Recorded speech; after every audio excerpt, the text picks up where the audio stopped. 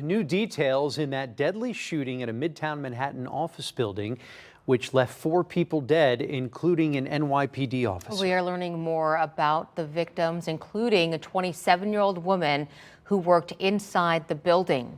The NYPD is now looking into whether the gunman had a history of brain trauma. Investigators are also zeroing in on who may have helped him get that weapon. As the community grieves, questions mount over building security.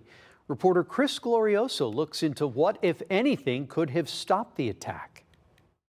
Park Avenue is home to some of the world's most prominent companies and some of the city's best protected skyscrapers. But today, security pros are asking themselves if anything can be learned from the office tower shooting that claimed 4 innocent lives. It's really unimaginable until it happens to you. Outside the scene of the crime, some Midtown office workers wonder if there was any way the shooter could have been confronted outside the building before he entered. The worst case scenario for security. Michael Balboni is New York State's former Homeland Security advisor. He says the proximity of the shooter's personal car to the office tower front door gave police and the public little chance to put up their guard. He compared it to a professional boxer being sucker punched. You could be a boxer and someone's walking down the street and someone randomly punches you.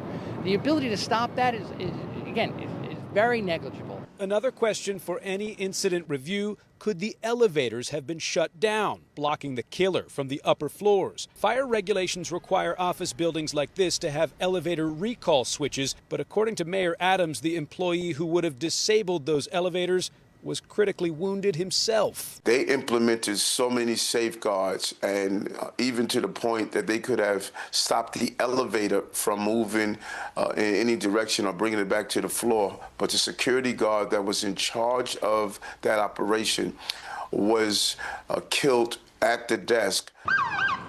As investigators continued to gather evidence at the crime scene on Park Avenue, the NYPD headed to Nevada to ask if anything could have blocked the shooter from accessing guns in the first place. That is so far unclear. The gun control group Everytown says Nevada does have a red flag law allowing family and law enforcement to petition a court to remove firearms when a person is unstable. But whether Shane Tamura's mental health crisis was ever well understood is unknown. And it really all depends on what facts were available to, let's say, law enforcement or others in the state as to whether the individual, the shooter, was a risk to himself or others.